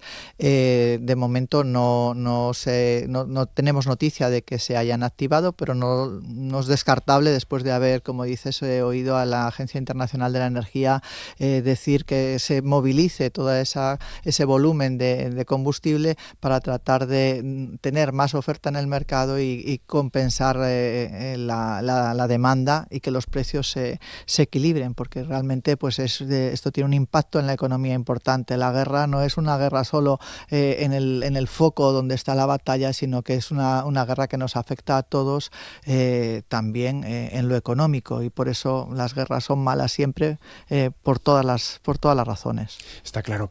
Después de haberse recuperado en cuanto a los tráficos en 2025, se producía un incremento del 2,2 respecto del año anterior, revertiendo así la tendencia negativa de 2024. ¿Ya se notan esos efectos de la guerra de Irán en los tráficos del Musel? Han pasado un poco más de una semana, pero no sé si ya notan ustedes las repercusiones negativas en cuanto a eso. En el corto plazo todavía no hay cambios en las escalas de los buques que tienen planificado llegar a nuestro puerto. Realmente la evolución de los tráficos es un poco coyuntural. De hecho, pues hablabas de un incremento en 2025, pero bueno, esta situación se puede revertir porque estamos hablando de esta situación geopolítica que nos puede afectar efectivamente, porque hay un aumento también en el precio de los fletes. También estamos hablando de que estamos inmersos en una transición energética que también hace que haya tráficos que vayan los tráficos de carbón térmico, por ejemplo, han desaparecido en el Musel, ¿no? Podemos tener otros tráficos, pero es verdad que estamos en un momento de cambio. Yo aprovecho también para decir que esta descarbonización en realidad es muy buena en momentos como este. Se ve que es una opción muy positiva, porque realmente el tener electricidad verde que podamos producir en el país, el tener combustibles alternativos que sean sostenibles, pues siempre nos hace más resilientes, nos hace más autónomos, y en momentos como el que estamos viviendo, pues es una respuesta positiva. Por lo tanto, yo creo que también yo hago también una defensa de las políticas de la Unión Europea, que estamos todos los países comprometidos en esa electrificación de la economía y en esa descarbonización, ¿no? Eso nos hace más fuertes en crisis como estas. Habla usted de carbón, ha de permitirme que le pregunte por la citación que acaba de realizar la jueza como investigado a su antecesor en el puerto de Sisión, a Laureano Lourido, por el carbón desaparecido en el Musel. Bueno, para que nuestros oyentes, nuestros espectadores sepan de qué estamos hablando, la magistrada atiende así a la petición de una empresa, TELF, que es la propietaria de ese mineral desaparecido, después de que Lourido fuera mencionado en las declaraciones de otros investigados. Recordamos que se investiga la supuesta salida irregular de la terminal de minerales del Musel de hasta 120.000 toneladas descargadas por cuenta de otra empresa, de NMR, que eran propiedad de TELF, que no había pagado a esta segunda, a NMR, ese cargamento. No es usted, no es Nive Roquenllí, es su antecesor. ¿Hay preocupación en el puerto por esta circunstancia? Bueno, yo desde el minuto 1 en el que llego a la autoridad portuaria me ocupo de este tema, y lo que hago es encargar una investigación, porque creo que la ciudadanía tiene que conocer lo que pasa, y hay que ser transparentes en lo que es la gestión de instituciones públicas, como es una terminal en la que es una empresa pública dentro de un puerto que es una infraestructura del Estado. Entonces es lo que le puedo decir, que me preocupo, me ocupo, tomo decisiones De hecho, pues hemos separado de la compañía a algunas personas que no habían tenido un comportamiento adecuado, y a partir de ahí yo creo que son los jueces ahora los que se tienen que encargar de depurar las responsabilidades y de decidir pues las consecuencias que esos hechos, que nunca deberían de haber pasado en un puerto como el Musel, sucedieron. Y hay respeto absoluto por las decisiones de la justicia. Y hablando de carbón, lo mencionaba usted también antes, dentro de los proyectos que tiene el puerto, seguimos teniendo problemas con carbón que aparece de forma reiterada en las playas cercanas al Musel, por ejemplo en San Lorenzo. Todavía hay discusión de si viene del Castillo de Salas o si no, bueno, no lo sé. Lo mismo que le preguntaba antes en cuanto a los vecinos de la calzada. Lo que los vecinos quieren, lo que los usuarios, lo que los visitantes quieren es que las playas del entorno estén limpias. Y el Musel sigue con acopios de carbón. ¿Qué medidas podemos poner en marcha de forma inmediata para evitar esos problemas? El tema de las tolvas, el tema de los apantallamientos, el tema de los pluviales que caen cuando llueve y arrasan con sustancias. ¿Qué les decimos a los vecinos, usuarios y visitantes de nuestras playas? Bueno, lo primero es pues lamentar estos sucesos y sin entrar en el origen del carbón, lo que sí que yo les diría es que ese carbón ya está en el sistema de la bahía que está enfrente de San Lorenzo y va a mantenerse ahí durante mucho tiempo. ¿Qué tenemos que hacer o qué estamos haciendo? Evitar que llegue más carbón a ese sistema. Y en ese sentido, pues las medidas que estamos poniendo en marcha respecto de la separación y el tratamiento adecuado y la gestión adecuada de los pluviales, pues es un aspecto importante, pues, puesto que cuando hay lluvia, esas aguas de lluvia llevan arrastres de todo lo que hay en los muelles y por tanto puede estar aportando carbón al sistema, ¿no? Más allá de lo que pueda estar habiendo ahora. Estamos incrementando también lo que son las medidas de protección ambiental para que no haya, digamos, proyecciones de polvo en las descargas o en las cargas de material, y desde luego estamos empeñados en que haya mejoras que eviten el que llegue nuevo carbón al sistema marino enfrente de la playa de San Lorenzo. Pero lo que yo quiero ser clara es que en el sistema hay carbón y ese carbón, pues yo creo que durante tiempo va a seguir llegando periódicamente a la playa. ¿Qué queremos hacer o en qué estamos empeñados? En conocer cuáles son las variables climáticas, meteorológicas, de corrientes que hacen que con periodicidad y en determinados periodos del año tengamos esa arribada de carbón. Pues primero para tener un sistema de alerta temprana, de que podamos decir pues mañana o en los próximos días hay probabilidad alta de que llegue carbón, podamos poner también en marcha sistemas que lo limpien de forma rápida y que de alguna forma pues tengamos ese conocimiento de cómo está funcionando el sistema. También tenemos que extremar todas las recomendaciones y que se cumpla la legislación sobre que los barcos que salgan con ese material del Musel que no hagan lavado de bodegas enfrente de Gijón, y en definitiva pues tenemos que entre todos hacer mejoras que desde luego a futuro puedan suponer el que este problema sea cada vez menor. ¿Cómo están las relaciones actualmente con el Ayuntamiento de Sisión? Recuerdo que hace poco menos de un año una fuerte polémica por los términos de la cesión del puerto al consistorio de poco menos de 4.000 metros cuadrados de terrenos en la franja litoral de lo que es ya hoy Naval Azul. Bueno, ahí hubo ciertos enfrentamientos, casi se llegó a lo personal en cuanto al problema entre usted, Nieves Roqueñí, y la alcaldesa de Sisión, Carmen Morillón. ¿Cómo están ahora las cosas? Bueno, las relaciones institucionales son correctas y las relaciones personales son buenas. Eso hay que decirlo por delante.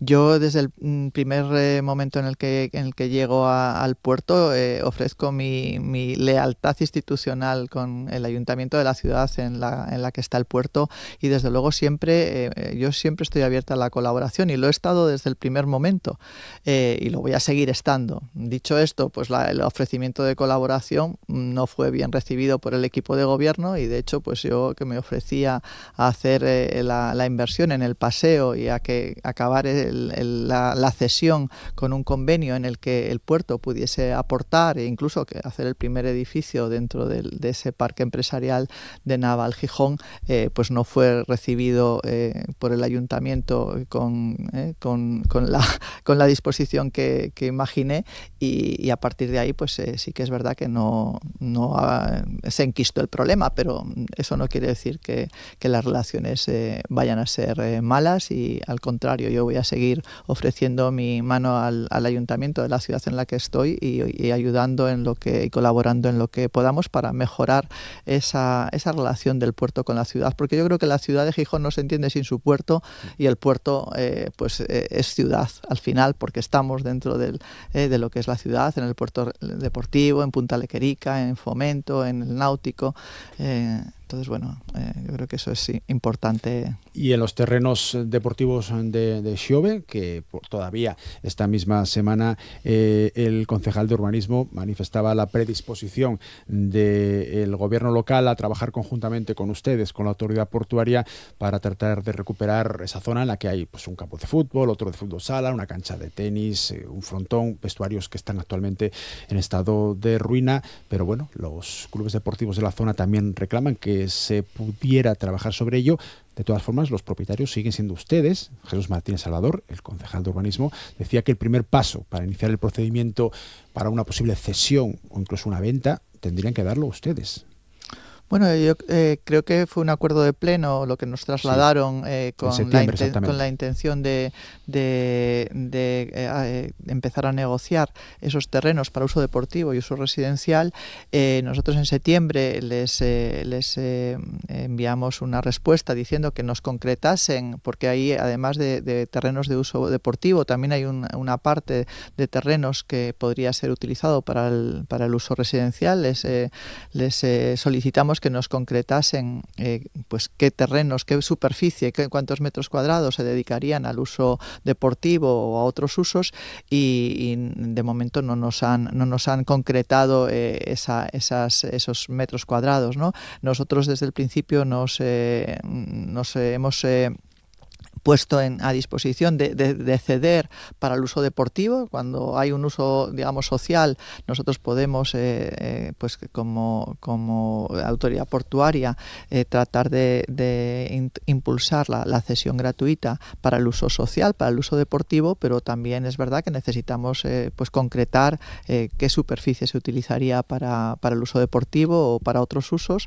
y a partir de ahí, pues evidentemente colaborar con el ayuntamiento para hacer los cambios en el planeamiento que correspondan para ese uso. Pero bueno, yo creo que el ayuntamiento lo que nos tiene que decir es cuánto quiere dedicar al uso deportivo, y ahí estamos, digamos, todavía pendientes de que nos den esa información. Interpreto que si el otro uso, el residencial, con la posibilidad de construir vivienda, se planteara, ya no estaríamos hablando de ceder gratuitamente. Claro, suelo. eso es un terreno patrimonial que, si tiene un lucro, pues sería más difícil la cesión. Pero bueno, en cualquier caso, esto hay que analizarlo con una propuesta concreta en la que se diga qué se quiere hacer con todos los metros cuadrados que hay en Xove. ¿Qué podemos decirles a nuestros oyentes, a nuestros espectadores de la autovía del mar? Recuerdo que los puertos de Sisión y de Nantes estuvieron unidos entre 2010 y 2014 por un ferry que trasladaba no solamente mercancías, camiones, sino también turistas, coches, vehículos particulares. Había una subvención, cuando la subvención que procedía de Europa y que también aportaban de forma específica los gobiernos de Francia y de España. Cuando la subvención se acaba a los 4 años, la empresa que llevaba la línea, el de Lines, el de Lines, se va, y desde entonces no hemos sido capaces de recuperarlo. La idea, usted misma hablaba de ello hace unos días, era tratar de trabajar en ese sentido, pero ¿con qué estrategia? ¿Iríamos otra vez al intento de una subvención? ¿Iríamos a tratar de que sea rentable de otras maneras para que la empresa privada pueda sacar dinero, que para eso está? Sí, realmente la línea en la que estamos trabajando y llevamos trabajando desde el año pasado, de hecho yo creo que fue en junio cuando ya nos reunimos con los responsables del puerto de Nantes-Saint-Nazaire, es hacer el modelo económico para que la línea sea rentable por sí sola. Evidentemente en el primer año, los 2 primeros años, igual se necesita un pequeño empujón económico. Claro, estamos hablando de una línea que tiene que ser rentable y que tiene que además ser mixta, tener tráfico de pasajeros, tráfico de vehículos como comentabas, pero también tráfico de camiones, porque volvemos otra vez a la necesidad de ser más eficientes en el transporte, tener menos huella de carbono y por tanto sacar camiones de la carretera. Bueno, pues en esa línea de lo que se trata es que, pues incluso igual que se hace con las líneas aéreas, que cuando son útiles para el turismo y para el tráfico de personas, pues tienen una pequeña ayuda inicial, pues no descartamos que tengamos que necesitar una pequeña ayuda inicial que podría incluso venir de esa parte de promoción turística. Yo cuando estuve en Nantes en junio me decían los responsables del puerto que todavía es el día de hoy, después de más de 10 años que se dejó de operar la línea, que por el verano siempre hay ciudadanos franceses de esa zona del Loire que preguntan si está operativo el ferry, ¿no? Y yo creo que de la parte asturiana pues está claro que hay también un interés muy grande por parte de los ciudadanos y ciudadanas de recuperar esa línea que nos ponía a 1 hora de París en coche en el pasado, ¿no?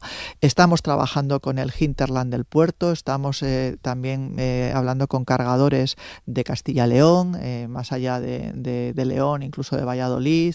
Estamos tratando de hacer los números para que a una naviera le resulte interesante el desembarcar en Gijón y en Nantes y poner en marcha de nuevo esta línea. Pero como digo, y lo he dicho ya en otros medios, las subvenciones que tuvo la línea cuando operó entre 2010 y 2014, yo creo que asfixiaron también la acción comercial de la propia naviera, y eso también pues hace que si tú no haces una estrategia comercial, pues al final si tú tienes la planta y no la riegas, pues la planta acaba consumiendo sus nutrientes y el agua que tiene y al final se seca. Y yo creo que es un poco eso lo que pasó, y es lo que tenemos que evitar que vuelva a pasar. Tenemos que aprender de ese fracaso para tratar de poner un modelo económico que a una naviera le interese explotar desde Francia y desde España. Nieves Roqueñí siempre nos ha atendido a RTPA de forma muy amable en sus diversos cargos políticos a lo largo de los últimos años, primero como viceconsejera de Medio Ambiente, después ya como consejera de Industria y ahora lo hace también como presidenta de la Autoridad Portuaria de Sisión. Nieves, muchísimas gracias. Muchas gracias, Nacio. Ya sabes que yo estoy aquí muy, muy cómoda y muy contenta de venir a la radio siempre. Pues nosotros, y ahora te tuteo ya, muy contentos de recibirte. Gracias, que tengas buen día. Hasta pronto, buen día. Finalizamos de esta manera la edición de este miércoles de Asturias al Día. Disfruten todo lo que puedan de lo que queda de jornada o todo lo que les dejen.